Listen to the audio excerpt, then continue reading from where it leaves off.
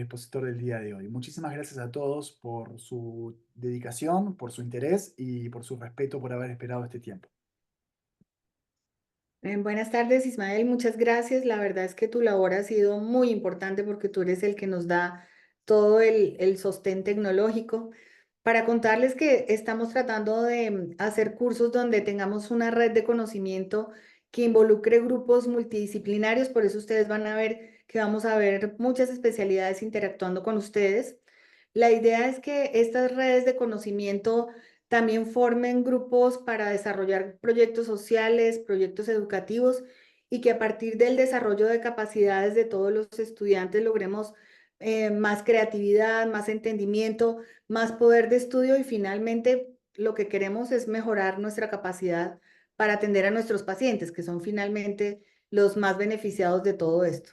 Entonces, hoy vamos a tener una persona muy importante de México que ya se pudo conectar y queremos que aprovechen mucho su conocimiento porque vamos a tener también una interrelación con muchas personas diferentes a la medicina nuclear en este curso.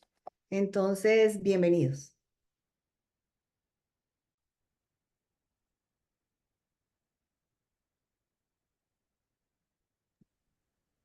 Hola, hola. Bueno, espero que se me escuche bien de vuelta porque tuve que cerrar algunas pestañitas. Bueno, es un enorme placer para mí darles la bienvenida una vez más a este primer módulo del curso de cáncer de próstata para médicos de la Clínica de la Imagen Molecular.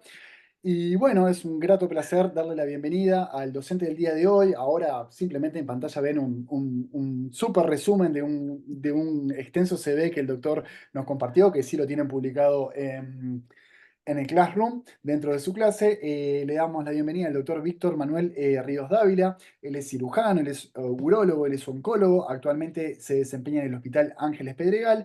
Y la temática la cual él nos va a abordar es la estadificación y clasificación del cáncer de próstata.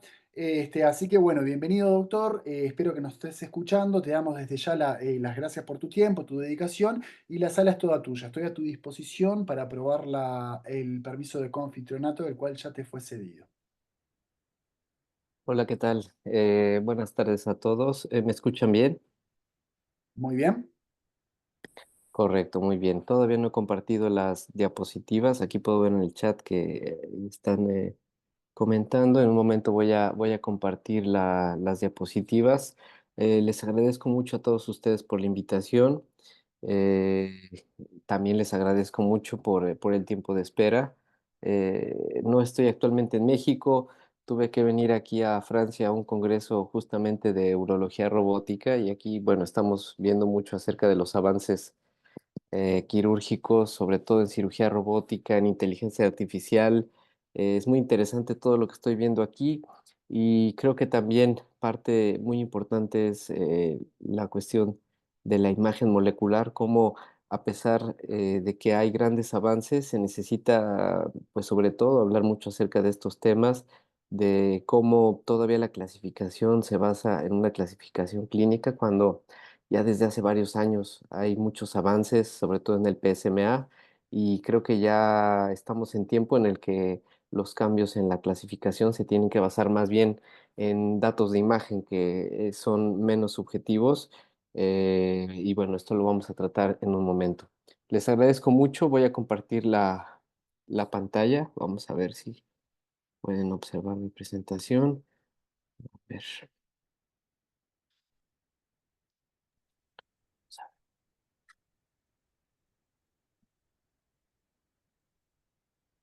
Mm. Vamos a ver, compartir, ¿dónde está?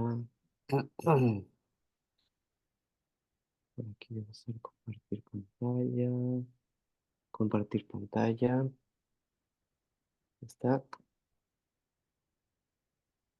A ver. Muy bien. Perfecto, Víctor. ¿Ven bien las diapositivas? Muy bien, se te Perfecto. escucha muy claro y bien. Gracias. Correcto. Muy bien, pues vamos a comenzar con la plática. En esta ocasión voy a hablar acerca de la estadificación y la clasificación del cáncer de próstata. Soy el doctor Víctor Ríos Dávila, soy urólogo del Hospital Ángeles Pedregal, en la Ciudad de México. Y bueno, como les decía, actualmente me encuentro en el marco del Congreso de la Sociedad Europea de Urología Robótica, que se lleva a cabo en la en la hermosa ciudad de Burdeos, en Francia. Y bueno, para comenzar y ya entrar en tema, me gustaría comentarles que, bueno, una parte muy importante acerca de cómo nosotros hacemos el diagnóstico del cáncer de próstata es gracias a la biopsia de próstata. Y esta biopsia de próstata, pues el objetivo fundamental y el principio que nosotros tenemos es justamente obtener una parte del tejido prostático para que esa muestra se pueda estudiar histopatológicamente y eso nos dé datos clínicos, cuestiones pronósticas, datos de agresividad, pero sobre todo es para la confirmación de que un paciente tiene cáncer en la próstata. Para este diagnóstico, bueno, les preparé algunas diapositivas de cómo se toma la biopsia de próstata. Básicamente es un procedimiento muy sencillo, es un procedimiento ambulatorio y se requiere como material básico un equipo ecográfico. Hay quienes lo toman con equipos portátiles, se puede tomar realmente con cualquier eh, ultrasonido para poder guiar la toma de la muestra y se utiliza un transductor que es el transductor endocavitario.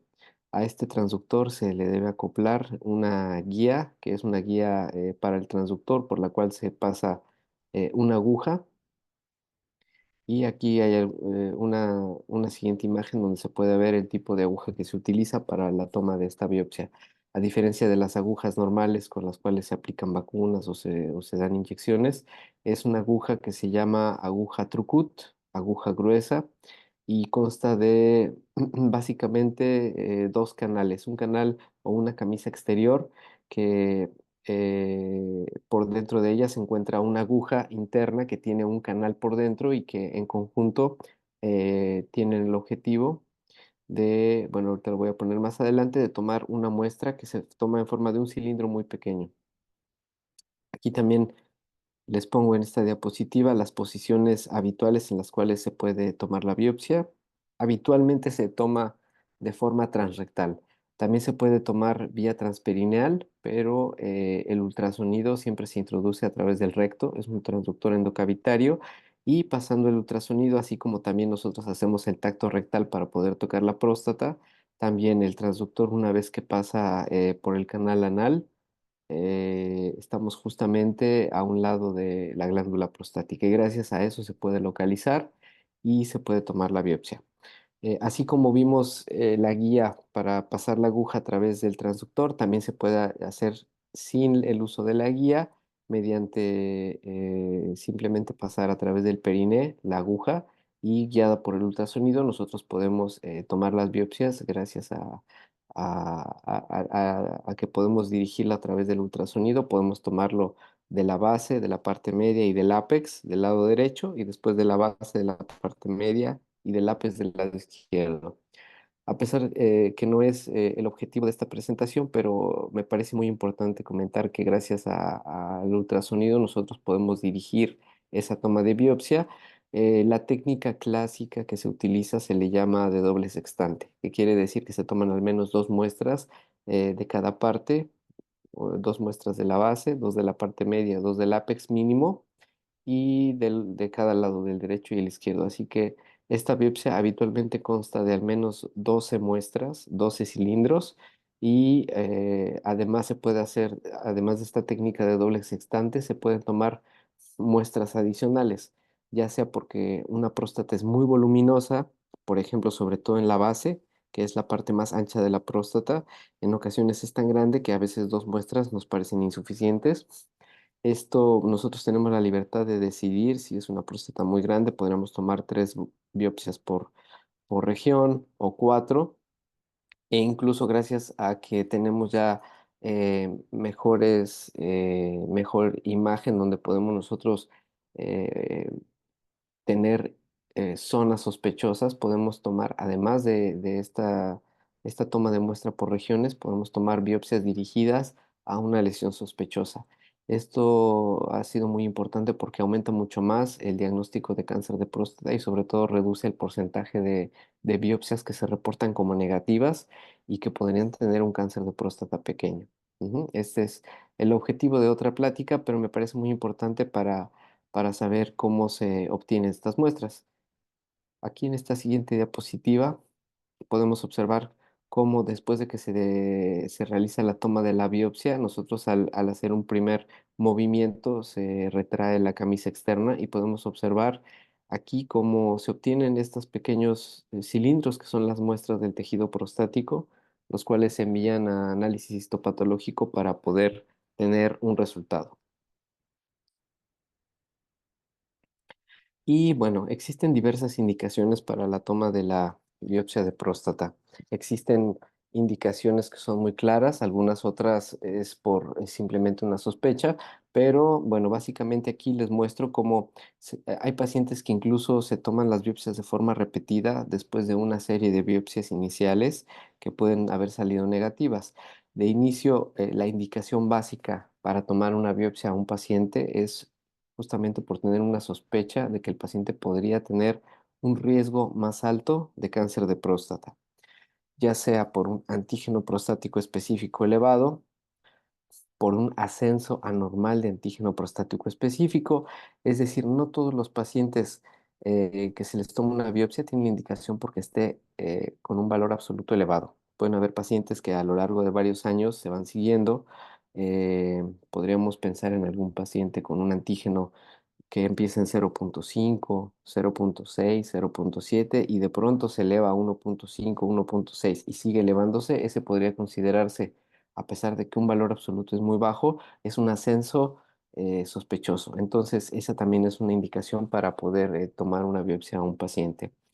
Aquí hay algunos otros ejemplos adicionales, el tiempo de duplicación que sea menor a 3 años, es decir, en menos de 3 años el antígeno se va duplicando o una densidad de antígeno prostático mayor a 0.5. Es decir, cuando hacemos la división del valor del antígeno prostático entre el, el peso o el volumen estimado de la próstata mayor a 0.15, también nos puede indicar que un antígeno prostático podría estar anormalmente elevado en relación al tamaño de la próstata.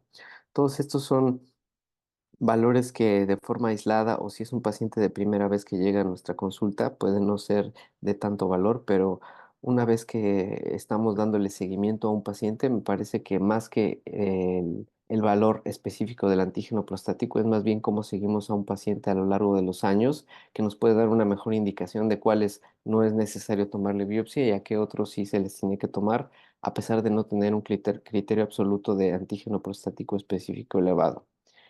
Eh, Esto, bueno, pues es simplemente por el valor de antígeno prostático, que es una muestra de sangre que se toma y que se hace como una muestra rutinaria o tamizaje habitualmente cada año. Pero también si un paciente llega a la consulta de urología y al momento de revisarlo y hacerle un tacto rectal, encontramos un nódulo prostático, es decir, dentro de la glándula sentir alguna nodulación con una consistencia aumentada, casi siempre es una consistencia dura o incluso una consistencia pétrea que puede ser desde un nódulo pequeño de 3, 5 o 7 milímetros y en ocasiones encontramos casos en los que desde el tacto rectal ya sospechamos mucho por tener una próstata ya con un lóbulo completo o incluso un tumor que puede abarcar ambos lóbulos. Esto, de hecho, pues es la base de cómo se ha desarrollado la clasificación de los pacientes, ya que actualmente, a pesar de que tenemos métodos de imagen que podrían ser menos inespecíficos, pero históricamente fue gracias al tacto rectal en el que antes de tener disponible estos métodos de imagen era como se diagnosticaba a los pacientes.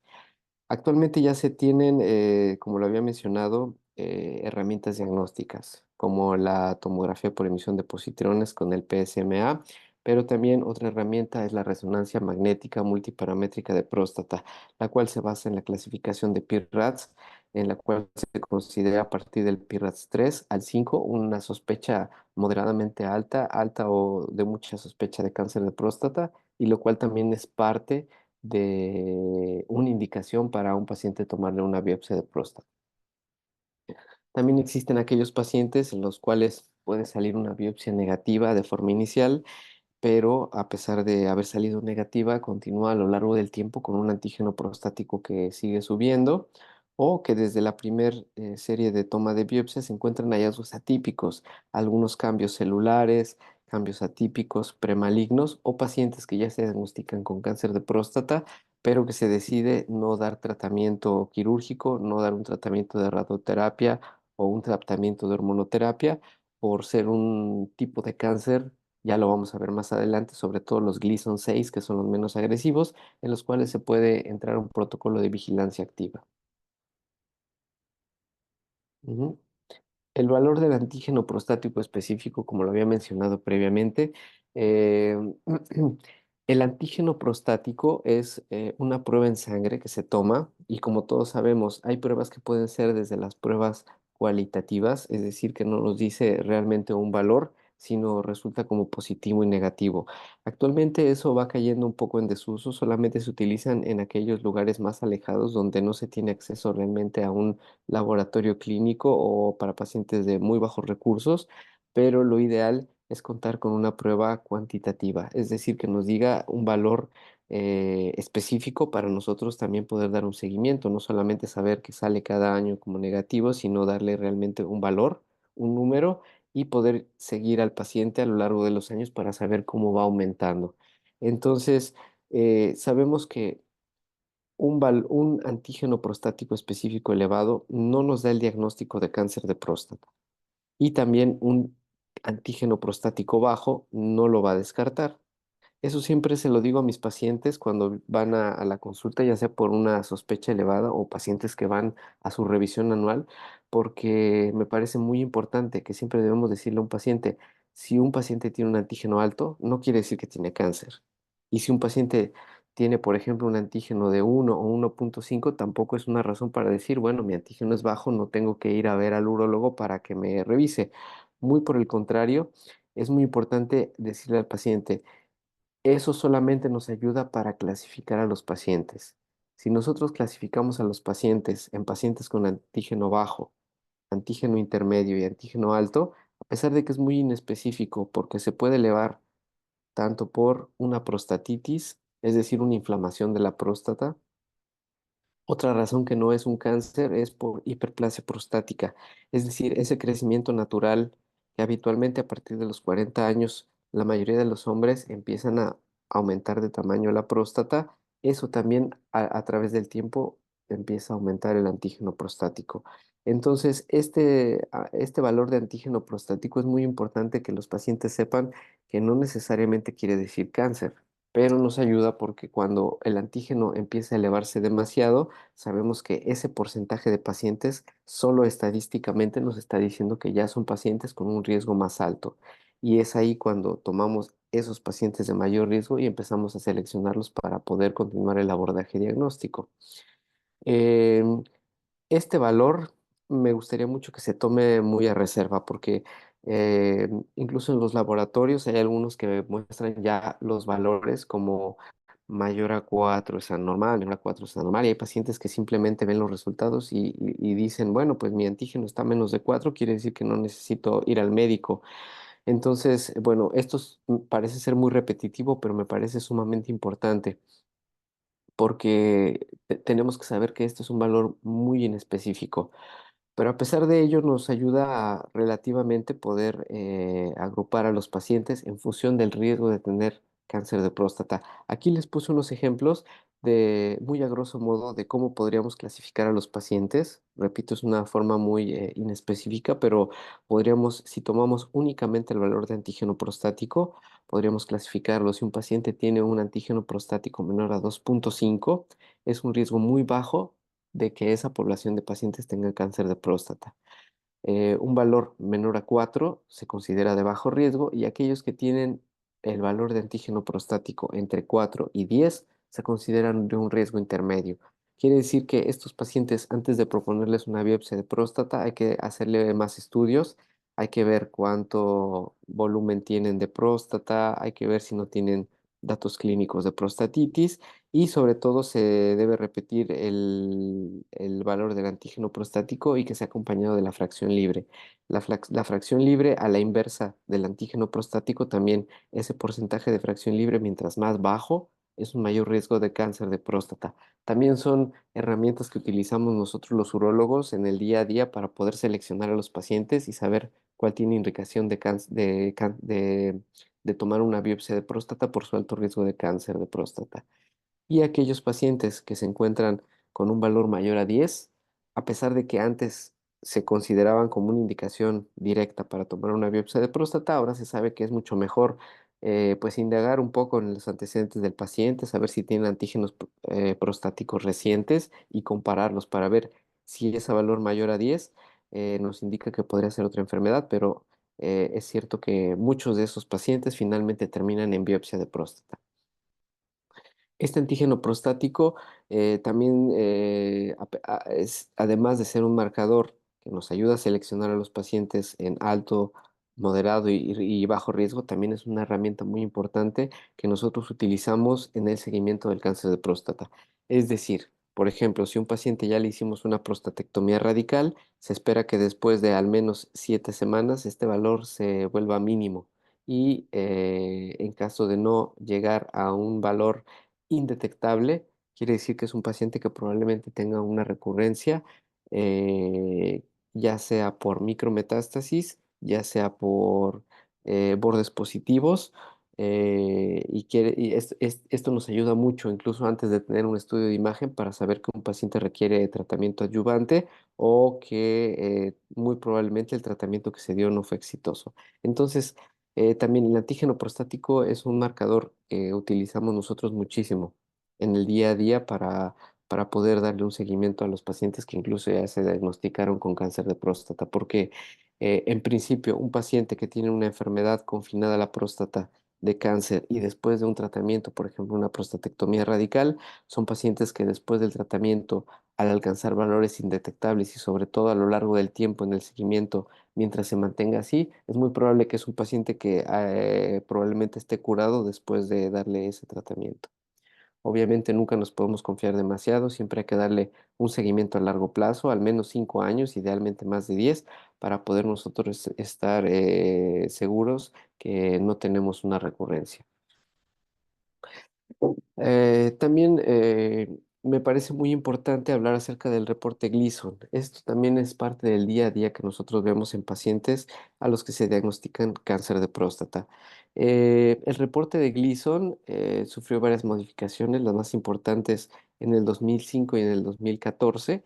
Este reporte se basa en la arquitectura histológica y a pesar de que también no es parte de la plática el ahondar mucho acerca de los patrones de Gleason, de cómo lo reportan los patólogos, es muy importante saber que el reporte de Gleason eh, parece después verse un poco inconveniente porque son números que no son tan lógicos. Después de ese tiempo, el ISUP propone simplemente hacer un reporte en grupos de 1, 2, 3, 4, 5, pero bueno, aquí les voy a mostrar un poquito cómo estos patrones histológicos se comienzan a reportar.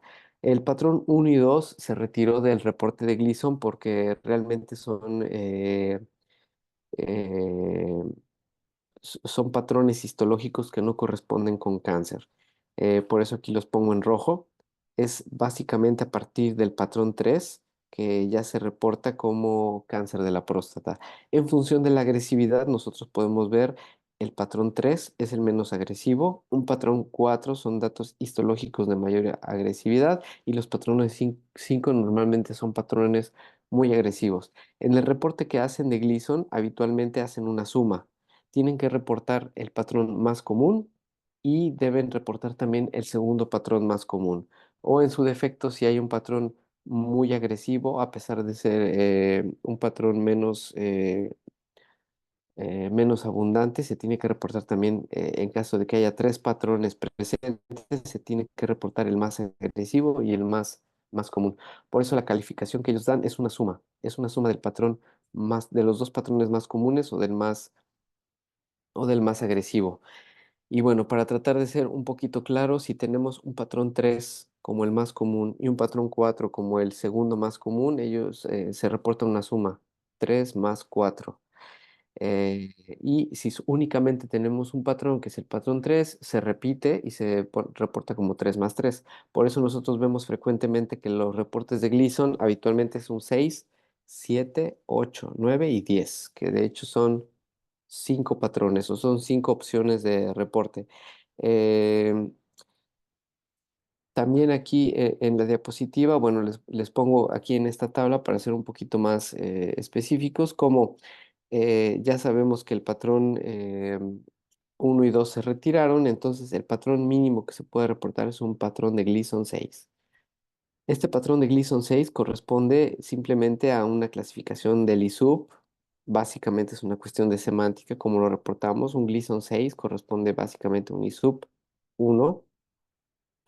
Y también se han dado cuenta que el patrón 7, a pesar de que nosotros decimos, bueno, es el número 7, pero no es lo mismo tener un patrón 3 mayoritariamente a tener un patrón 4 mayoritariamente. Esto es muy importante porque a pesar de ser el mismo número reportado como un Gleason 7, hay mucha diferencia pronóstica. Se ha visto un mejor pronóstico en aquellos pacientes en donde la mayoría del patrón es un patrón 3, a pesar de que existe un patrón 4, que es un grado más agresivo, pero si el patrón 3 es el que domina, el pronóstico del paciente mejora mucho, incluso se parece mucho al, al grupo 6. Son grupos de bajo riesgo. Por eso este 7 que se ve aquí, que dice 3 más 4, es un grupo de mucho mejor pronóstico y al final el equivalente en el ISUP es un grado 2. Pacientes que también tienen el mismo número 7, pero el patrón 4 es más abundante, es un patrón que incluso se parece mucho al patrón 8. Por eso es que se tiene que hacer muy bien la diferenciación. Es decir, si nosotros tenemos un reporte de un paciente con un Gleason 7, es muy importante saber si es un 3 más 4 o un 4 más 3, porque creo que entre un 3 más 4 y un 4 más 3 hay mucha diferencia pronóstica. Ujú. Por eso, incluso cuando se hizo el cambio al ISUP en uno y 2 se pone como si fuera uno diferente. Y básicamente los grupos de riesgo más agresivos o de peor pronóstico son aquellos del 8, 9 y 10. El 8 es el grupo 4, que habitualmente es un cáncer muy agresivo que da metástasis muy tempranas. Son tumores que crecen muy rápido y habitualmente de peor pronóstico. También habitualmente estos pacientes con un Gleason 8, Gleason 9 o Gleason 10 son aquellos pacientes que el porcentaje de curación de pacientes es mucho más bajo. Es decir, nosotros esperamos que después de un tratamiento son pacientes que de forma menos común pueden lograr la curación. Los pacientes con Gleason 7, o sea, grupo 2 y grupo 3, son un grado intermedio y habitualmente los Gleason 6 son pacientes que tienen muy buen pronóstico. Incluso se ha propuesto la vigilancia activa porque es un tipo de cáncer que se puede seguir a largo plazo, 5, 10 o 15 años para evitar los efectos secundarios de los tratamientos y que habitualmente no cambia mucho el pronóstico a largo plazo de los pacientes. Ujú. Aquí pongo una diapositiva nuevamente para recordar que aquel patrón 7, a pesar de ser un Gleason 7, hay que diferenciarlo. Hay que siempre ponernos la pregunta, ¿es un 3 más 4? ¿Qué quiere decir? Que la mayoría del patrón que se observa es un patrón 3. Este es un riesgo intermedio bajo, es mucho mejor pronóstico, de hecho se podría considerar casi como un 6, a diferencia de un 7. Cuando le ponen el 4 al inicio, 4 más 3 es un intermedio alto, pero yo creo que en la mente de todos debemos más bien asociarlos con su vecino. Un 7 podríamos pensar que es un Gleason casi 6 porque el pronóstico se parece mucho y el 4 más 3 se parece mucho al 8. Es decir, que a pesar de que los dos 7 los pronósticos son muy diferentes. Ujú. Y el objetivo de hacer este tipo de clasificaciones y estadificación de cáncer de próstata, como lo he mencionado anteriormente, el objetivo primordial es agrupar a los pacientes que tienen características clínicas y pronósticas similares. Es decir, nosotros estamos agrupando estos pacientes porque necesitamos saber qué debemos decirle a los pacientes acerca de su pronóstico. Aquí está. Nos permite discutir el pronóstico con los pacientes. También nos permite diseñar y proponer en conjunto con el paciente, con su familia y nosotros los médicos cuál va a ser el abordaje que vamos a llevar. Si les debemos proponer tratamiento quirúrgico, si son pacientes que no son candidatos y se requiere radioterapia, pacientes que probablemente estén localmente avanzados, que sean de muy alto riesgo, que sean metastásicos y que el tratamiento con cirugía tal vez no va a ser tan benéfico y se les propone directamente un tratamiento con hormoterapia. Además, también nos permite saber si un paciente ya la posibilidad de curación es muy baja y esto nos permite justamente empezar a diseñar un abordaje. Es decir, empezamos a diseñar con el paciente qué caminos vamos a recorrer en función del riesgo y en función del diagnóstico. Esto también nos permite diseñar el tratamiento que les vamos a dar y muy importante, después de tener todos estos datos clínicos, nuevamente se sigue haciendo el abordaje de estudio y la clasificación para poder saber cómo vamos a dar el seguimiento. Si es un paciente que ha respondido muy bien, con un antígeno indetectable y con los estudios negativos, se puede dar un seguimiento con unas consultas más espaciadas. Y en cambio, aquellos pacientes que no, el antígeno no va al mínimo, sigue persistente o incluso tiene datos de progresión, son aquellos pacientes que debemos ver un poco más seguido en la consulta porque probablemente necesitaríamos iniciar tratamientos de forma más temprana. El clasificar y estadificar a los pacientes también nos va a permitir diseñar ensayos clínicos con poblaciones relativamente homogéneas, es decir, nos permite agrupar a los pacientes y poder diseñar ensayos clínicos para saber cuáles son los mejores tratamientos, cuál es el mejor seguimiento y cuál es el mejor abordaje para el paciente. Esto también nos permite, en función de los grupos de bajo, moderado o alto riesgo, comparar los datos clínicos. Podemos comparar respuesta a tratamiento, podemos comparar respuesta a cirugía, podemos comparar los diferentes patrones histológicos y esto se puede hacer una comparación de forma multicéntrica, es decir, es mucho más fácil interpretar todos estos datos en los diferentes hospitales de nuestra comunidad, de nuestro país o incluso de forma internacional para que sea mucho más fácil la interpretación, la obtención de los datos y podamos nosotros mejorar igualmente el tratamiento del paciente. Ujú. Esto también permite justamente desarrollar las recomendaciones nacionales o internacionales de cómo manejar a los pacientes. Ujú. Como objetivo final, pues es mejorar el manejo integral de cada paciente. Es muy importante no olvidar que a pesar de que estos estudios, la clasificación se basa en grupos poblacionales, lo más importante es cada paciente que estamos viendo, cómo vamos a mejorar el manejo de cada uno de forma individual. Esto es lo más importante porque a veces cuando nos apegamos demasiado a las guías y no vemos el resto de los contextos, la situación socioeconómica del paciente, si estamos en un ambiente público, en un ambiente privado, si es un paciente de bajos recursos, si es un paciente de altos recursos o incluso si es un paciente que ha llevado una educación básica o una educación profesional, una educación de posgrado. Esto también es muy importante porque también nosotros tenemos que tener esa empatía para poder transmitirle al paciente la información en función de cómo el paciente lo puede comprender bien. Hay pacientes que se puede, eh, con un lenguaje un poquito más médico, más técnico, lo pueden entender más fácilmente, pero hay otros pacientes que necesitamos hacer analogías, necesitamos dar un poco más de explicación para que el paciente lo pueda comprender mucho mejor. Esto también es muy importante para que cada paciente pueda recibir el mejor manejo posible. Existen diversos sistemas de clasificación. Ya hemos hablado acerca del primero, que es la clasificación de Gleason. Esto nos ayuda a clasificar en función de cómo sale el reporte histopatológico, saber si es un Gleason 6, que corresponde con el ISUP 1, un Gleason 7, 3 más 4 con ISUP 2, un 4 más 3 con ISUP 3, o un Gleason 8, que corresponde al ISUP 4, o un Gleason 9 y 10, que corresponde al 5. Existen otros grados de otros sistemas de clasificación en función de otros elementos clínicos, además del antígeno prostático. Y también existe una clasificación que se utiliza desde históricamente para diversos tipos de tumores que conocemos como el TNM, que este se basa en el tumor, los ganglios y las metástasis. Ujú. La importancia de clasificar estos grupos de riesgo es agrupar a los pacientes que tienen un riesgo similar de recurrencia bioquímica después de prostatectomía radical o radioterapia. Esto quiere decir, antes del diagnóstico, agrupamos a los pacientes con bajo, moderado y alto riesgo de tener cáncer.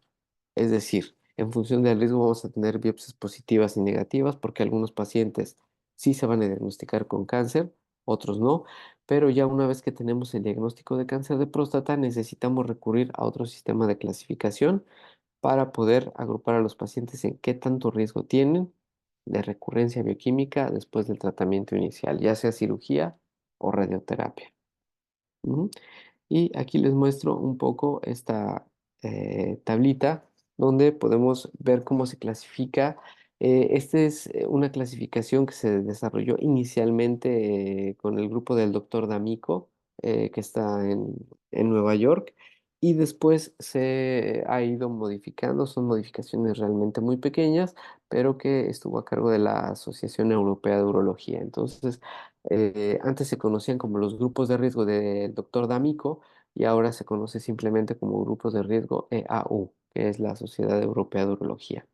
Aquí podemos ver en la tablita cómo los grupos de riesgo se clasifican en pacientes de bajo riesgo de recurrencia bioquímica, de riesgo intermedio de recurrencia bioquímica y de alto riesgo de recurrencia bioquímica. Y como podemos ver aquí en esta tabla, quiere decir que a pesar de que a un paciente todavía no lo sometemos a una cirugía o a una radioterapia, ya desde incluso antes de darle el tratamiento, ya podríamos nosotros estimar el riesgo de que tenga una recurrencia basado en estos tres elementos clínicos. Uno de ellos, que ya lo habíamos platicado, es el antígeno prostático. Vamos a ver, aquellos pacientes que se consideran de bajo riesgo son aquellos que cumplen estos tres criterios.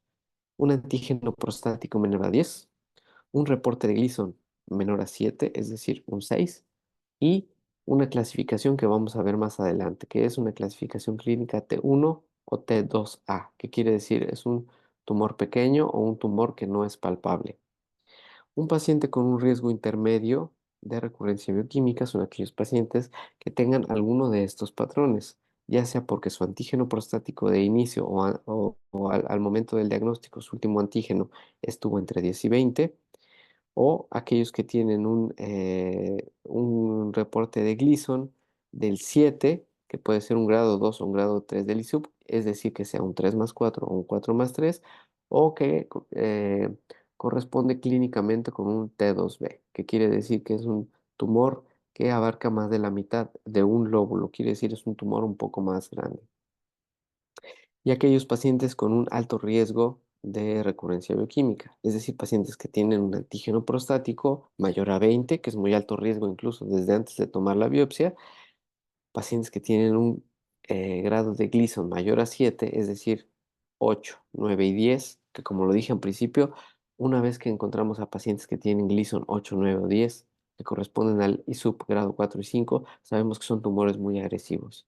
Desde el inicio ya yo normalmente les digo a los pacientes cuando veo un Gleason 8, 9 o 10, son pacientes que tienen un pronóstico que no es tan bueno, o aquellos que durante el tacto rectal clínicamente es un T12, es decir, es aquellos pacientes en los cuales el tumor nosotros los palpamos que abarca ambos lóbulos. Esto es una clasificación que no tiene nada que ver con la imagen, pero que clínicamente nosotros ya podemos estarlos estratificando. Ujú. Todos estos que hemos mencionado entran en la clasificación de localizado. Existe una clasificación también de alto riesgo que cualquier nivel de antígeno, cualquier Gleason, pero tenemos un T3 o un T4, que quiere decir el tumor ya sobrepasó la cápsula prostática, ya están las vesículas seminales, ya está fija en la pared pélvica o ya invadió el esfínter, o aquellos pacientes en donde aquí sí por primera vez estamos viendo N positivo, que esto sí se basa en un estudio de imagen, ya sabemos que tiene ganglios positivos, ganglios regionales. Y esto es lo que nos da la pauta para pensar que un paciente ya no tiene una enfermedad localizada, sino localmente avanzada.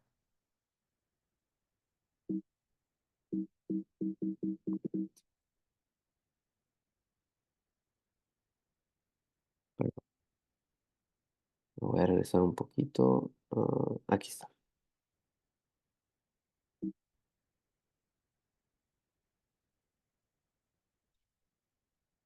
Y muy bien, es muy importante comentar que esta clasificación de grupos de riesgo ha cambiado continuamente, ha tenido una evolución, aunque no es una evolución tan importante en los últimos 10 a 15 años, pero ya se prevén cambios importantes en los sistemas de clasificación actualmente con los nuevos métodos diagnósticos, tanto con la resonancia magnética como con la tomografía por emisión de positrones, sobre todo el PSMA. Esto ha abierto un panorama muy amplio, porque ahora se pueden clasificar a los pacientes de una forma mucho más precisa.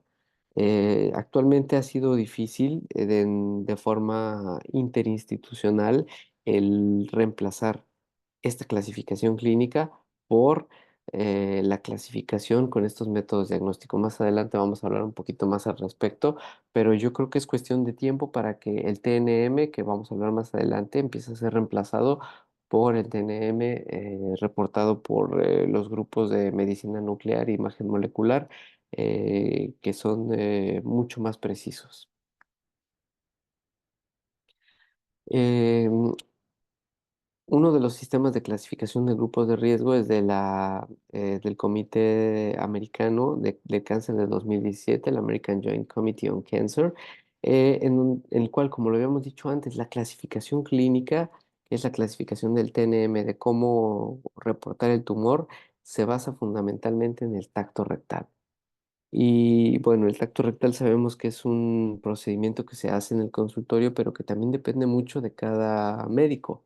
Habrá médicos que pueden considerar que un tumor tal vez ya está en más de la mitad de la próstata, otro puede considerar que es menos de la mitad, entonces existe una mayor variabilidad en, en este reporte. Depende mucho del cirujano, incluso un mismo paciente puede tener una clasificación diferente en función de diferentes cirujanos. Por eso es que es relativamente subjetiva, pero dado que antes del advenimiento de los estudios de imagen como los tenemos actualmente, era como se empezaban a clasificar a los pacientes. Y a pesar de que actualmente sigue siendo válida, yo creo que es cuestión de tiempo para que poco a poco sea reemplazado.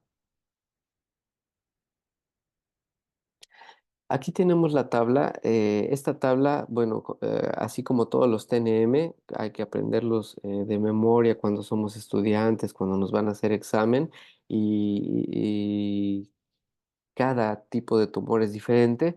Bueno, igualmente aquí, inicialmente, pues se aprende de memoria. Después sabemos que tiene ciertas características clínicas útiles. Vamos a mencionar brevemente esta clasificación del TNM. El T significa tumor primario. Ujú. Esto históricamente y todavía se reporta en función del tacto rectal.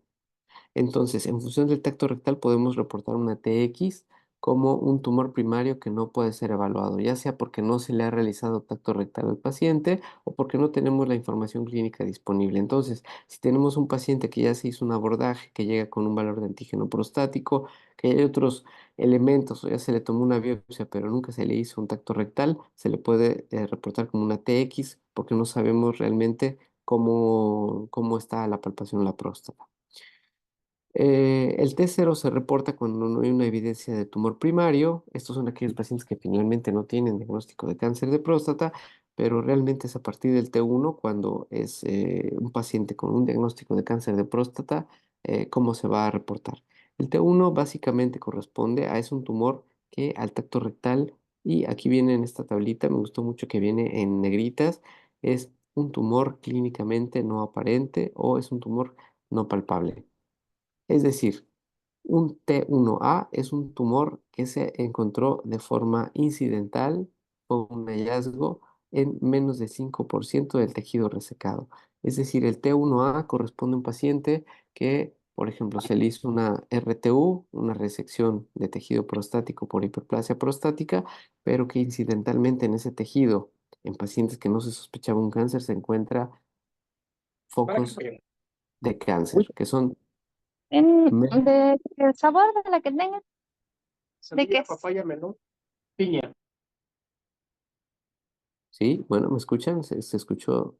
¿Alguien hizo un Sí, comentario? disculpa, Víctor, ya fue silenciado. Puedes seguir adelante, se escuchaba Ah, perfecto. correcto. Sí, sí, perdón. Sí, escuché algo. Muy bien. Entonces, el T1A corresponde a un hallazgo en el cual si a un paciente se le hace una RTU, se encuentra menos del 5% de ese tejido positivo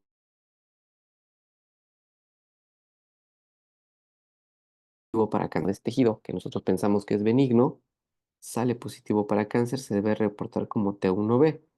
Y el T1C son aquellos pacientes que a pesar de tener un tacto negativo, es decir, no palpamos un tumor, les hacemos una biopsia. Uno de los ejemplos más clásicos es por antígeno prostático elevado. Es decir, es un paciente que llega, vamos a poner un ejemplo, paciente con antígeno de 14, de 16 o de 20, hacemos un tacto rectal, no sentimos nada, pero le hacemos biopsia y sale positivo. Entonces, aquellos pacientes se clasifican como T1C. Y a partir de ahí viene el T2. El T2 ya es un tumor que se palpa, pero que se espera que esté dentro de la próstata. Y este se clasifica en tres. El T2A, como decíamos, habitualmente es un tumor pequeño. Es un tumor que corresponde a menos de la mitad de un lóbulo. El T2B es un tumor que también está dentro de un solo lóbulo, pero más de la mitad del lóbulo. Quiere decir que es un poco más grande, pero que nunca se va a ambos lados.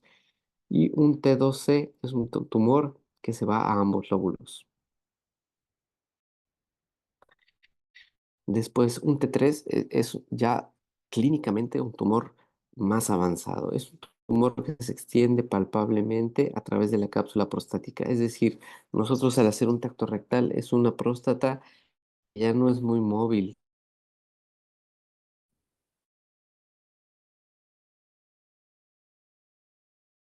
y vemos un tumor que sale de la próstata, e incluso la próstata pierde movilidad, se hace más fija, ya estamos sospechando que es más avanzado.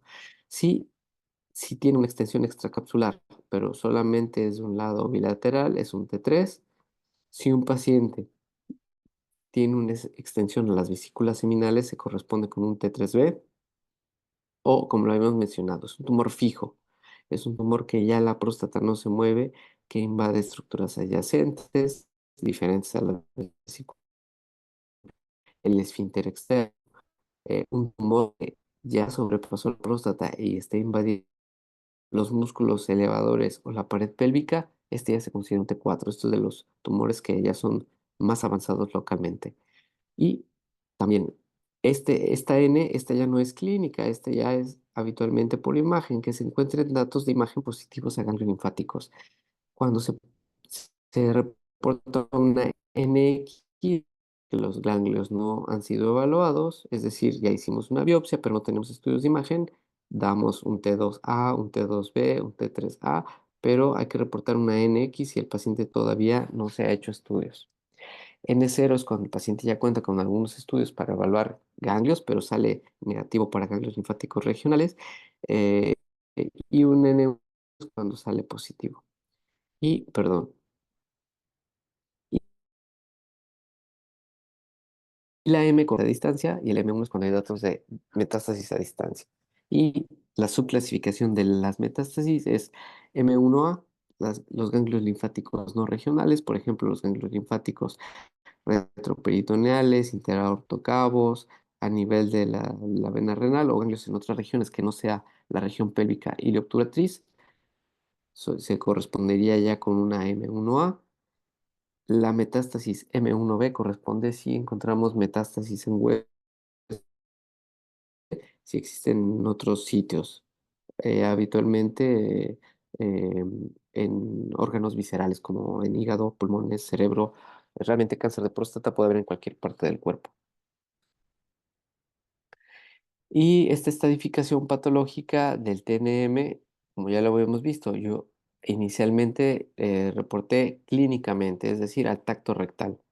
Una vez que tenemos la pieza histopatológica, ya podemos, o más bien los patólogos, son quienes nos dan ese reporte del T, por ejemplo, pero ya no existe PT1A, PT1B o PT1C, porque como es un reporte patológico que dan por la pieza que nosotros tenemos, obviamente ya sabemos que hay cáncer en la próstata. Entonces se elimina el T1A, se elimina el T1B.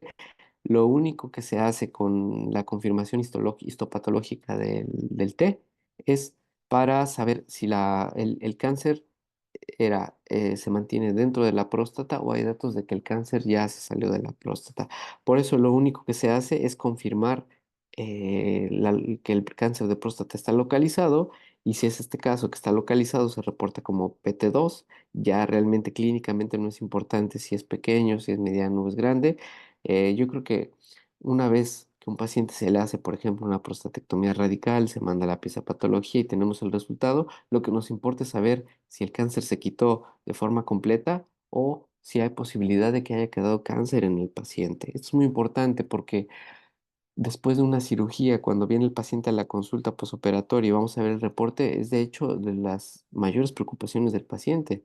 Imaginen ustedes que llega el paciente a su consulta y entonces una de las preguntas es, doctor, ¿el cáncer probablemente ya quedó eliminado o pudo haber quedado algo de cáncer? Entonces, realmente lo que más nos importa es saber si es un PT2, quiere decir si el cáncer estaba dentro de la próstata, o es un PT3, que quiere decir que el cáncer ya estaba afuera, con el riesgo que incluso haya quedado algo de tejido neoplásico en el lecho prostático, es decir, una recurrencia temprana. Ujú. Y finalmente también me parece muy importante dentro de estas clasificaciones que ya se propone una clasificación por imagen. Y de hecho es la Asociación Europea de Medicina Nuclear que propone una nueva clasificación molecular, por imagen molecular. Ya vimos la clasificación clínica TNM o cTNM, que se basa en el tacto rectal, la clasificación patológica, es decir, PTNM, que se basa en los hallazgos del patólogo, y también existe una clasificación MITNM, que quiere decir de imagen molecular. Em, Es muy probable que este sea uno de los artículos también básicos. De hecho, para la plática no lo puse como la bibliografía opcional, pero yo creo que si les parece bien, también les podría enviar este artículo. Me parece muy importante porque es un artículo básico de las guías que se hicieron para el PET, PSMA, por la Asociación Europea de Medicina Nuclear. Aquí lo podemos ver, se publicó en European Journal of Nuclear Medicine and Molecular Imaging en el 2021. Y son realmente el cómo, las guías de cómo se debe estandarizar los reportes de imagen molecular.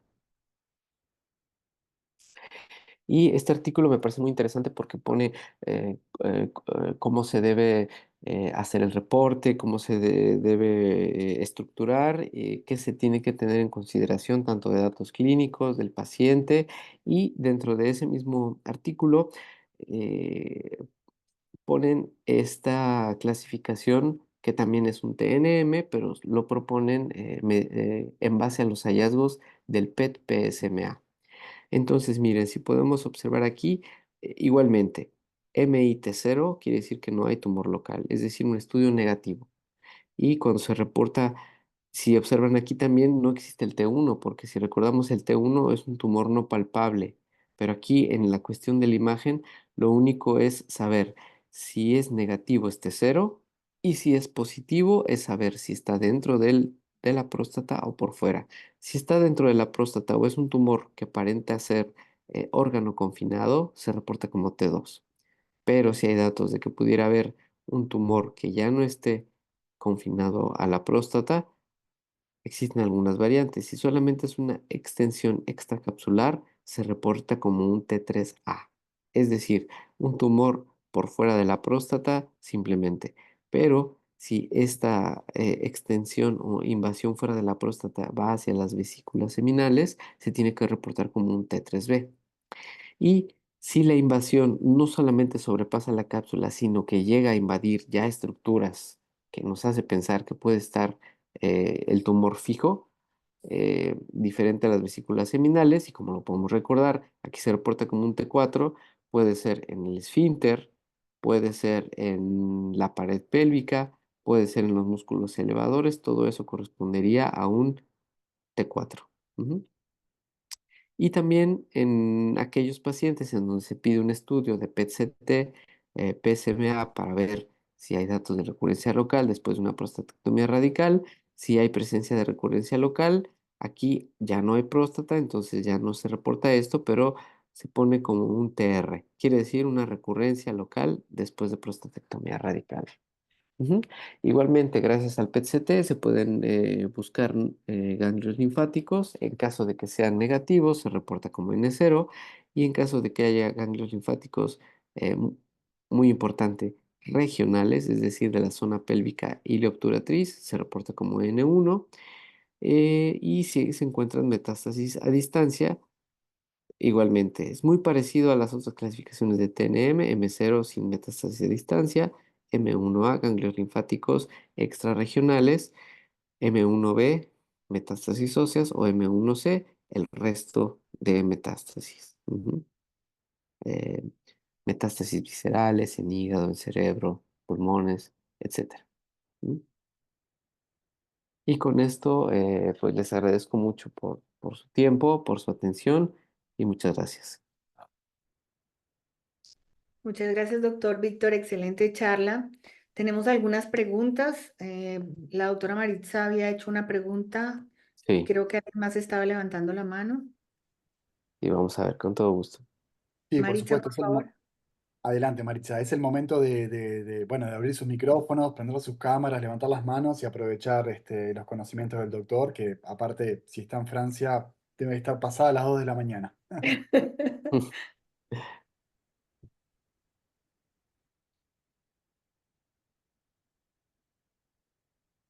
Bueno, Bueno, Maritza. mientras se va Sí, estableciendo la conexión de Maritza y alguien se anima a trasladarle alguna pregunta al doctor Ríos Dávila, en el chat había quedado una pregunta muy arriba al inicio de su charla, doctor, y consultaban una pregunta, decían, el primer número de Gleason para sí. la sumatoria, ¿cómo se define en realidad? Usted después más adelante abordó sobre eso, pero si quiere responder esa pregunta. Sí, miren, esto es depende mucho de los patólogos, porque también he visto algunos reportes que no corresponden exactamente con las mismas recomendaciones que hacen el ISUP, pero yo creo que es una situación de la experiencia del patólogo. Como lo mencionan las guías ISUP, se tiene que reportar en caso de que solo haya un solo patrón, es decir, si encontramos un patrón 3, que es el menos agresivo, no hay de otro tipo de patrón, se repite. Es decir, el primer patrón es un 3. Si tenemos como hallazgo histopatológico dos patrones, de esos dos patrones tenemos que hacernos la pregunta cuál es el más frecuente, el más abundante. Vamos a poner un ejemplo. Encontramos un patrón 4 y un patrón 5. Tenemos que poner cuál es el más abundante de los dos. Si el más abundante es el 5, se pone primero. Entonces se pone 5 más 4. Pero si el patrón más común es el 4, ese es el que se pone al inicio, 4 más 5. Hay otra situación. ¿Qué pasa si en las muestras de las biopsias encontramos tres patrones, el 3, el 4 y el 5? ¿Cuáles vamos a reportar? Lo que dice el ISUP es, se tiene que poner el primer número, el más abundante, y en el segundo se tiene que poner el más agresivo, sin importar cuál es el más alto, pero el más abundante se pone primero. Pero si tenemos 3, 4 y 5 y el más abundante, digamos, es un 3, se tiene que reportar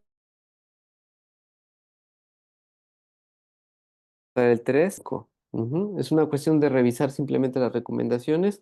Yo creo que para fines de los médicos nucleares, lo más importante es hacer la diferenciación, el saber que un 3 más 4, que es 7, es menos agresivo, y que un 4 más 3 es más agresivo. De hecho, me parece una pregunta que a nosotros, por ejemplo, yo cuando era estudiante de urología, es de lo que más siempre nos están preguntando. A ver, el paciente qué tiene? No tiene un Gleason 7, ok, pero ¿es un 3 más 4 o es un 4 más 3?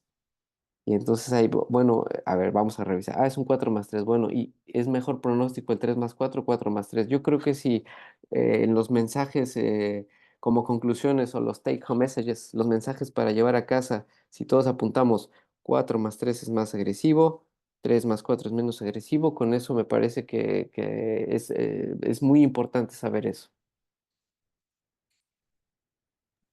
Perfecto, muchas gracias. Tenemos una participante, Isabel Berrocal, que levantó la mano. No sé si quieres hablar, Isabel, puedes abrir el micrófono y hacer una consulta acotada. Muchas gracias, excelente charla, gracias. Sí, para los que hay centros en América Latina y en otros países donde no hay disponibilidad de PSMA, marcado con eso y PET tampoco, entonces, ¿a qué grupos de riesgo aplica el gamma óseo? cuando llegan pacientes o usted no tiene posibilidad de dar el PET por la resonancia. Ujú. No escuché muy bien, ¿eh? Parece que se corta un poquito. Me parece que habla acerca de si estamos en un centro en donde no tenemos acceso al PSMA, donde no tenemos acceso a los diferentes, eh, eh, a la tecnología de la imagen. Bueno, como lo dije muy inicialmente, todos estos grupos se basan en elementos clínicos muy básicos. De hecho, ahora que ya se tienen más elementos de imagen, yo creo que no va a pasar mucho tiempo en el que se vaya a reemplazar, pero quiere decir, no necesitamos forzosamente de contar con esos estudios para nosotros poder continuar con el abordaje diagnóstico de un paciente. Es decir, si nosotros contamos con un antígeno prostático, vamos a pensar, díganme un valor de antígeno prostático. Para-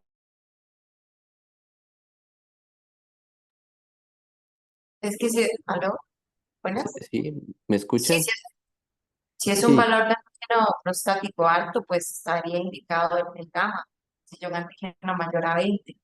Pero si son valores entre 10 y 20, Sí, incluso si no podría tenemos, estar indicado, ¿cierto? no lo escuché muy bien, ¿eh? Se corta un poquito, perdónenme, no escuché bien lo que dice la doctora Isabel. Pero Consulta estaba, entonces ustedes si son valores entre 10 a 20 del antígeno prostático, en sí, realidad. Son valores más vamos bien bajos. vamos a poner un ejemplo. Si tiene un paciente un antígeno de 13, ahí ya tenemos un elemento clínico. Ahora, el siguiente elemento es cómo se encuentra el antígeno prostático. Si tenemos un antígeno de 13, ya de inicio en los grupos de riesgo ya lo podemos clasificar como un riesgo intermedio. Si tenemos un antígeno, un tacto reactivo, que sería de 1, eso correspondería con un riesgo bajo, pero al tener ya un antígeno mayor a 10, ya no lo podemos considerar al paciente como un bajo riesgo. Entonces se queda en el riesgo intermedio. Y finalmente, em, ¿me escuchan? No sé si, Si se escucha, Víctor, ya dejé de escuchar. Sí, como que los dejé de escuchar un poquito, ¿eh? Bueno, sí, ok.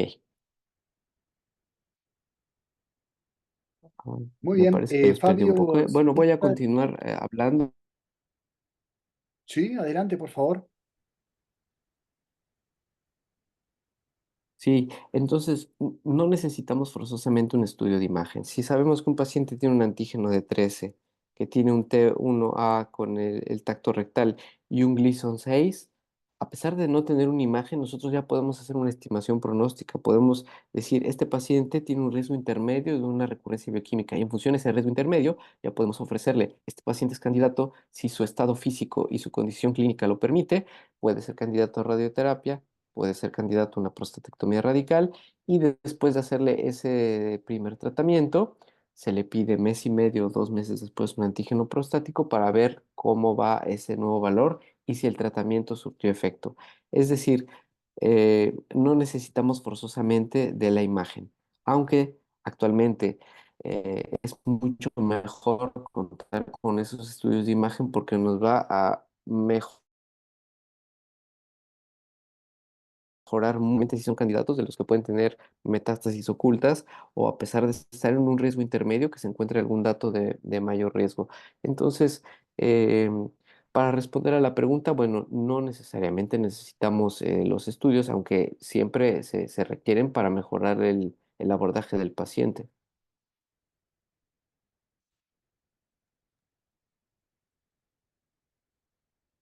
Muchas gracias, doctor. Fabio, tú tienes la mano levantada. ¿Quieres hacer una consulta en particular? Sí, hola, ¿qué tal? Buenas tardes.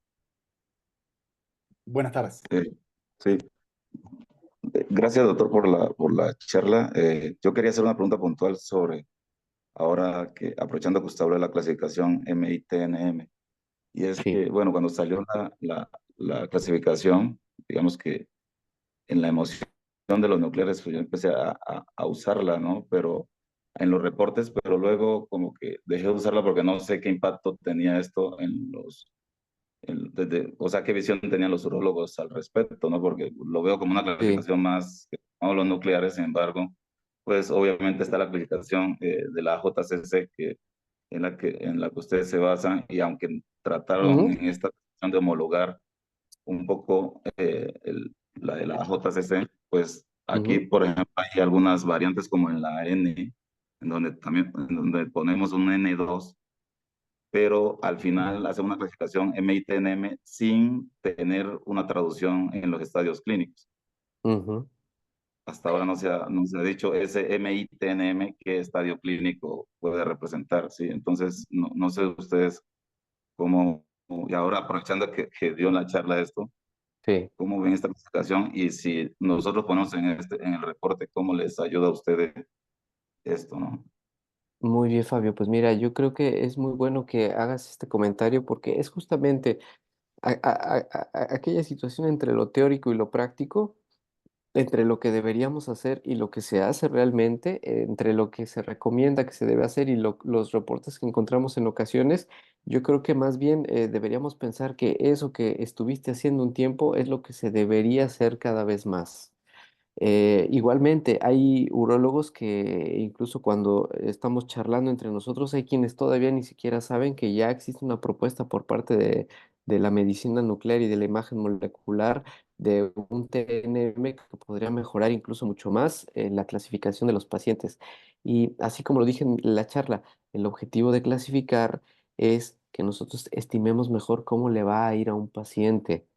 Sabemos que estamos clasificándolos de forma clínica, pero a pesar de esa clasificación, podemos tener un paciente de bajo riesgo que finalmente tenga metástasis y tenga mal pronóstico, o un paciente de alto riesgo que probablemente es un cáncer clínicamente no tan significativo, pero que sabemos que va a corresponder más o menos bien en función de cómo los clasificamos. Yo creo que la clasificación por medicina nuclear va a tener mucho mejores resultados, es decir, los pacientes van a corresponder más a cómo los clasificamos en función de su pronóstico.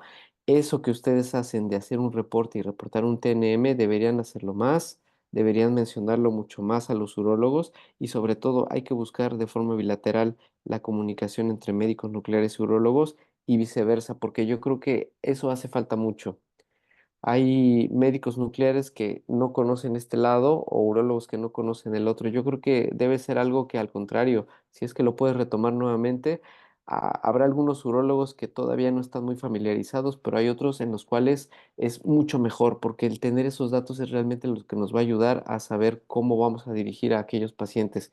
Finalmente, yo quiero decir que qué bueno que lo hacías, ojalá lo sigas haciendo y esperemos que cada vez más sea una clasificación que se utilice de forma cotidiana. Ok, muchas gracias. ¿Mm?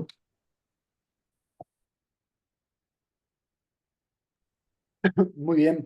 Hay una consulta de una compañera Romina Cole. En algunos sitios se divide el riesgo intermedio en favorable y desfavorable.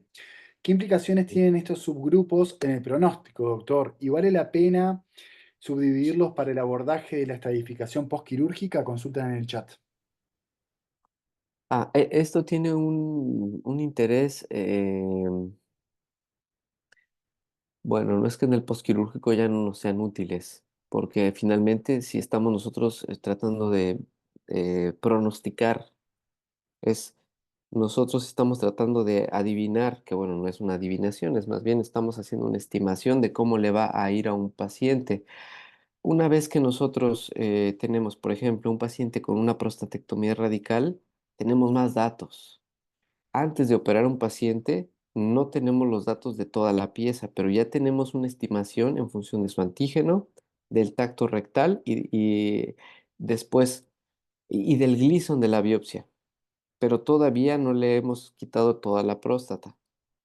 En ocasiones, después de una prostatectomía, nos damos cuenta que el Gleason se mantiene igual, pero en otras ocasiones aparece un Gleason mayor, quiere decir su pronóstico cambió.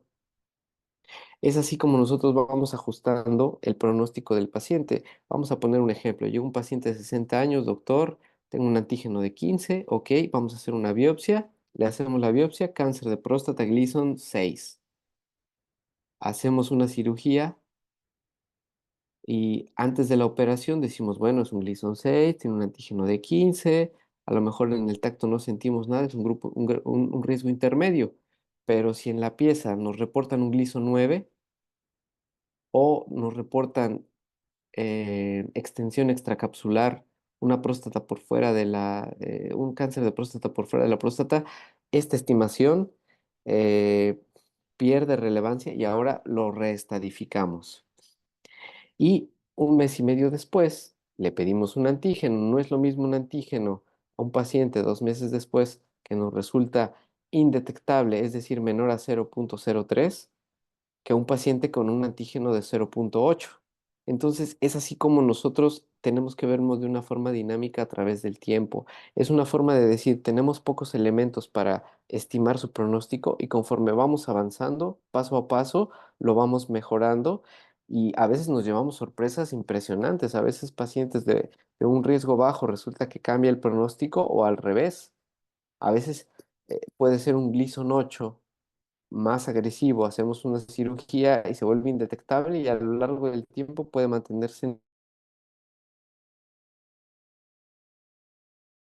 negativo. Sabemos que es lo menos común, pero es justamente, nosotros tenemos que verlo como algo dinámico y también es muy importante porque a veces se pide el PET antes de la cirugía, a veces se pide un poco después o a veces se pide como seguimiento. Entonces, también hay que tener en cuenta que nosotros tenemos que situarnos en qué parte del abordaje se encuentra el paciente para nosotros saber cómo estamos llevando a ese paciente.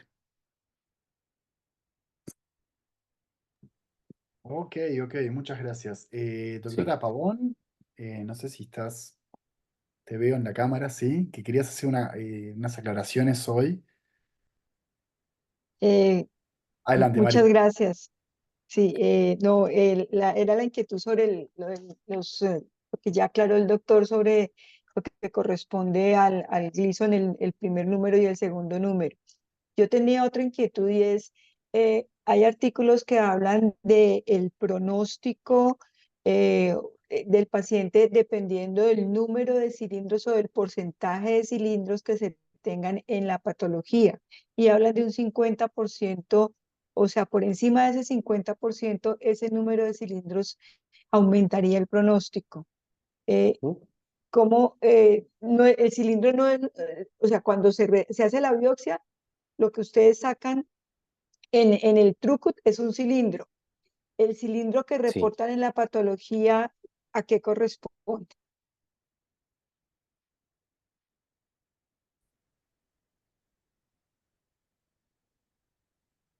Se cortó un poquito, ¿eh? No sé si es mi señal, pero se cortó un poquito al final lo que decía la doctora, pero le entendí que a qué corresponde el porcentaje de cilindros.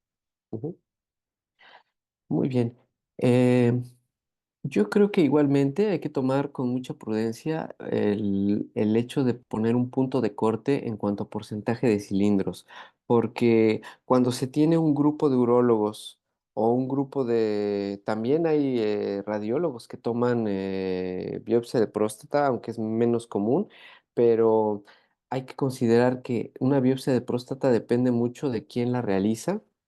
Depende mucho de la técnica que se utiliza. Yo todavía aquí en Ciudad de México, a pesar de que existen sitios en donde ya se conocen la técnica del doble sextante desde hace mucho tiempo, se hacen biopsias por fusión, se toman muestras dirigidas, pero realmente yo creo que esto ha evolucionado tan rápidamente que no tenemos forma de poner un punto de corte para considerar que a partir de ese porcentaje el riesgo cambia. Lo que tenemos que tener en nuestra mente es saber cómo se tomó la biopsia. Hay incluso urólogos que toman 2 o 3 muestras del lado derecho y 2 o 3 muestras del lado izquierdo. Entonces sabemos que son pocas muestras y que el porcentaje puede ser realmente muy inespecífico. Lo que tenemos que pensar es cuántas biopsias se tomaron y qué porcentaje de esa biopsia salió positiva para el tumor. Obviamente, en función de la calidad de la biopsia, del número de muestras, yo creo que básicamente lo que tenemos que saber es mientras más porcentaje de tumor esté positivo, es peor pronóstico. Eh, Hay otro ejemplo muy bueno que me parece para tomar muy a reserva esto del porcentaje, porque actualmente ya se pueden tomar biopsias por fusión. Existen incluso algunos urólogos. Yo, en lo personal, prefiero tomar una biopsia por sextantes primero y después, y además tomar muestras dirigidas a lesiones sospechosas. Hay urólogos que únicamente toman biopsia directamente en la zona sospechosa y no toman otras muestras.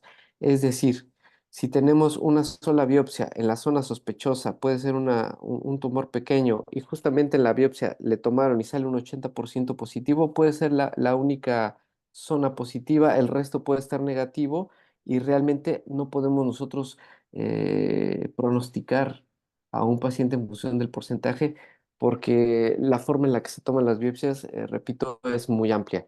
Yo creo que más bien esto hay que verlo dentro de la serie propia de cada persona que toma sus biopsias o compararlo con las mismas técnicas.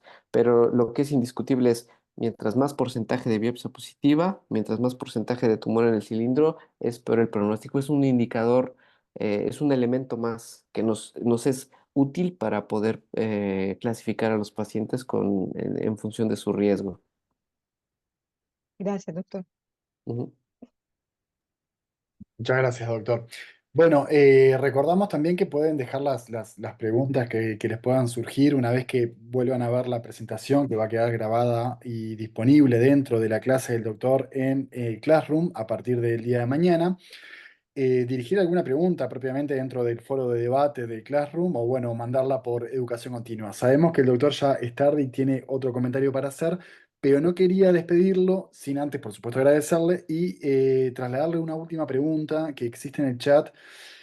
Y se refiere la compañera Muñoz, Alejandra. A futuro identifíquense de qué país, por lo menos, así más o menos sabemos en qué contexto estamos. Si existe alguna diferencia pronóstica en el valor pronóstico entre la cirugía radical convencional y la cirugía robótica. Pronóstico entre Bueno, el nombre cirugía radical, pues es un nombre que se le llama tanto robótico como abierto. Lo importante es saber que existen distintas formas de quitar la próstata. Puede ser abierto, puede ser laparoscópico y de hecho la cirugía robótica es un tipo de cirugía laparoscópica, pero que se encuentra acoplada al robot. Cirugía abierta y la hacen muy bien y a pesar de que, bueno, el paciente tiene una recuperación diferente, pueden tener resultados oncológicos similares, pero es indiscutible que el desarrollo de la cirugía robótica nos ha ayudado a mejorar mucho el disminuir la incontinencia urinaria, disminuir la disfunción eréctil y mejorar los resultados oncológicos en los pacientes. Entonces, me parece que también debería ser un indicador pronóstico el cuál es el abordaje que se le hace al paciente. Ujú. Muy bien, muchas gracias. Sí, yo quería hacer también un comentario porque me parecen que hay dos preguntas muy interesantes, porque dice Franklin Carofilis, ¿qué opina de hacer PET con FDG en los Gleason 9 y Uh, 10?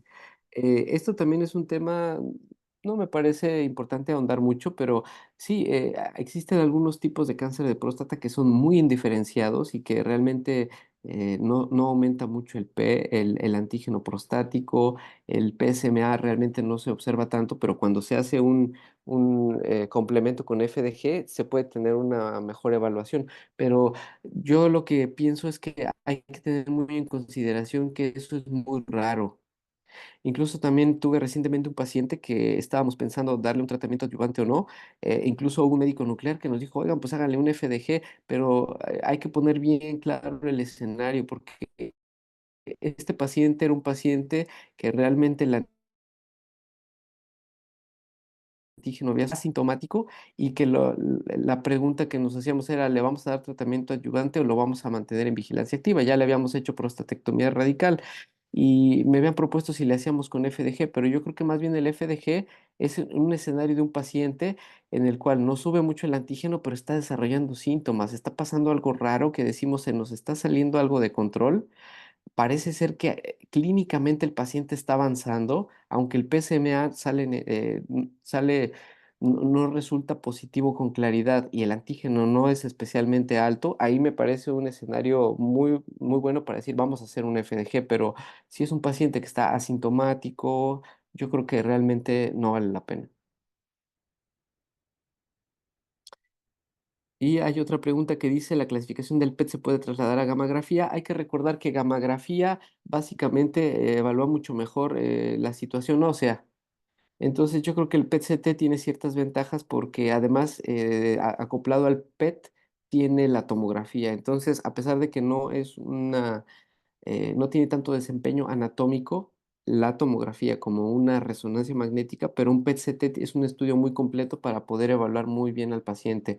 Yo creo que se debe mantener esas dos vertientes. Si no tenemos acceso a un PET-CT con PSMA, nos vamos a lo clásico, que es un poquito más común de encontrar, que es una tomografía, y pedir un gamagrama óseo para tener el complemento. Pero si realmente tenemos acceso al PET-CT con PSMA, mejor utilizarlo. Ajá, pero yo creo que sería difícil proponer una clasificación TNM simplemente con gamagrama. Muy bien, muy bien. Hay otra mano levantada, David Albenda. Saludos, doctor. Muchísimas gracias. Solo para darle un poquito de seguimiento a lo de la consulta con respecto al FDG en los riesgo alto y muy riesgo alto, ¿verdad? Sí. Y tal vez no es como el escopo del tema hoy, porque el doctor es cirujano, pero es algo que tomamos muy en cuenta para los tumores muy agresivos que ya se salen de lo que es la parte quirúrgica y entramos más que todo dentro de la región paliativa para planificación con tratamiento con lutecio 177. Entonces, cuando se está buscando algo con intención curativa, probablemente no tiene mucho sentido, pero ya se vuelve más relevante cuando ya hablamos en los pacientes que no son resecables, que tienen una residual bioquímica y que entran dentro del escenario paliativo, que cada vez está saliendo fuera de lo que es no respondedores a castración, etcétera, pero sigue siendo válido levantar lo que es el uso del FDG en cáncer de próstata, junto con el PSMA. Sí, a mí me parece muy importante, pero hay muchos elementos clínicos a considerar. Yo creo que cuando hablamos de respuesta al lutecio, respuesta a diversos tratamientos, no solamente es un solo elemento. Hay que ver la respuesta en imagen. El FDG puede ser útil, pero también hay que ver la respuesta al antígeno, porque el antígeno es mucho más práctico para llevar a un paciente, verlo cada 2 meses, cada 3 meses, darle un seguimiento más estrecho, es mucho más práctico. También la respuesta clínica, cómo se siente el paciente, cómo se encuentran los distintos marcadores, el calcio, la fosfatasa, cómo están los electrolitos, cómo está em, la calcificación ósea, clínicamente si hay dolor óseo. Entonces yo creo que realmente el FDG, si es para darle un poco más de seguimiento a un paciente, yo creo que sería una situación de un escenario en el que la infraestructura no nos permite el estar utilizando PSMA y se puede utilizar como una alternativa, me parece bien, pero fuera de ese escenario, yo creo que si hay acceso al PSMA, es mejor usar PSMA y tenemos otros elementos, antígeno clínicamente, el tacto rectal. Entonces, yo creo que más bien es como un arma más dentro de todo el arsenal clínico para poder seguir al paciente.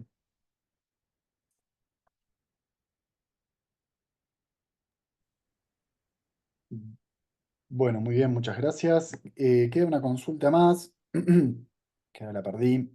Hablan que en México tienen la posibilidad de realizar SPECT-CT con PSMA, marcando PSMA con tecnesio cuando no se dispone del equipo PET. Bueno, dejando de lado la resolución espacial superior del equipo PET, bueno, ya Ujú. estamos hablando también de una gran beneficencia en cuanto a que están hablando de un sistema híbrido SPECT-CT, ¿no? Con lo cual van a tener una corrección de atenuación y una localización más correcta. Pero bueno. En el caso de que no se dispusiera de un sistema PET y se tuviera la habilidad, la disponibilidad en la radiofarmacia de marcar el PSMA con tecnesio, ¿usted qué opina al respecto, doctor? Eh, pues personalmente yo no he tenido tanta experiencia en solicitar el SPECT-CT, pero platicando con los médicos nucleares y en imagen molecular aquí en México, ellos están con mucho optimismo porque económicamente y logísticamente es mucho más sencillo de contarlo y además el desempeño diagnóstico no difiere mucho. Entonces, yo creo que me parece prometedor, sobre todo para el desarrollo de aquellas zonas con infraestructura todavía no tan desarrollada. Me parece que es muy bueno empezar a hablar un poco más acerca del aspecto con tecnesio. Ujú. Bueno, muy bien. Van apareciendo más preguntas, pero bueno, ya vamos encerrando y englobando el final de la clase. Le tiramos como se dice acá en Uruguay, la del estribo, doctor, Desde Sí. Chile, Alejandra Muñoz le consulta, además de la edad, si existen algunos factores de riesgo para el cáncer de próstata. Usted también abordó sobre alguno de ellos. Sí, sí, este tema fue sobre todo de la clasificación, pero si hablamos acerca de factores de riesgo de cáncer de próstata, eso es muy al inicio, es la historia clínica, cuando vemos a un paciente por primera vez, incluso a veces ni siquiera tienen el antígeno prostático, van simplemente para comenzar el abordaje, sabemos que existen factores de riesgo asociados al cáncer. Uno de ellos es la edad. Dijo, además de la edad, que puede otro ser? Familiares, historia familiar que se asocia un poco a los genes. Sabemos que si tienen familiares directos con antecedente de cáncer de próstata, es directamente proporcional al número de familiares y también cáncer de mama, porque algunos de los genes se comparten y pueden heredarse. Entonces se considera como familiares directos con cáncer de próstata, cáncer de mama, también es un factor de riesgo para ese paciente, para ser un poquito más ajustado, más estricto en los criterios para avanzar en el abordaje diagnóstico. Y sabemos también que ciertas razas, como las razas, sobre todo descendientes o pertenecientes a los grupos africanos, también tienen un mayor riesgo de cáncer de próstata. Entonces, bueno, son esos los factores adicionales.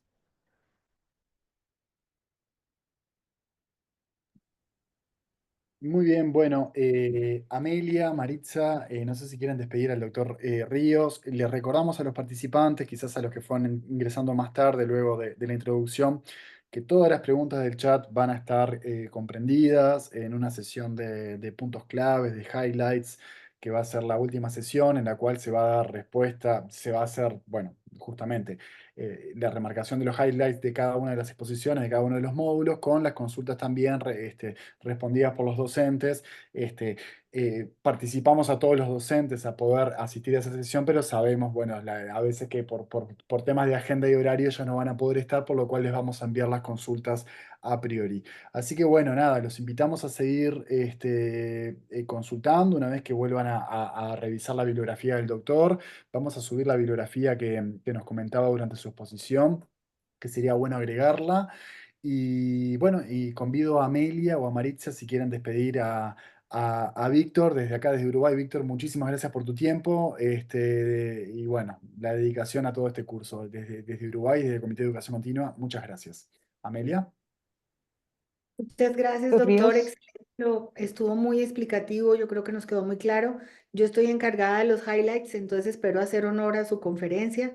Maritza fue como la encargada de toda la parte de contenido, entonces quisiera también oírla. Muchísimas gracias, doctor Ríos. Muy clara su conferencia. Realmente para los médicos nucleares el cáncer de próstata se ha convertido en un gran reto y son muchos enfoques en el aprendizaje que tenemos. No es solamente el aprendizaje de la imagen, sino el aprendizaje de conocer la patología, la clasificación, para poder enfocar muy bien el diagnóstico. Muchísimas gracias. Muchas gracias a ustedes por la invitación. Estoy muy contento y bueno, desde acá cambia un poquito el horario, pero como siempre me gusta mucho este tipo de actividades y espero que les haya sido de utilidad y que les haya gustado.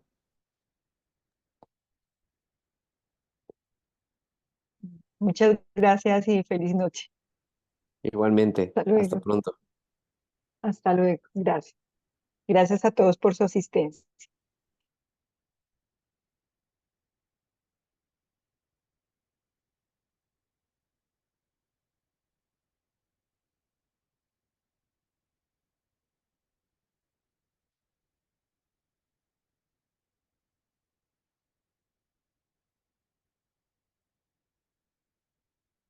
Gracias, Ismael. Qué pena, tenía muchos problemas con el audio aquí de mi computador. Me tocó con el teléfono y combinar la comunicación. Muchas gracias. No pasa nada, por favor. Muchísimas gracias a ti, Luz. Te mando un beso. Bueno, bueno, un abrazo. Que estés muy Bueno, bien. les recuerdo a todos dar presente antes de retirarse de la sala en el formulario de Google. Y bueno, estamos al pendiente de cualquier necesidad que ustedes puedan tener a través de Classroom. Les mando saludos. Nos vemos el próximo miércoles. Listo, nos vemos el próximo miércoles.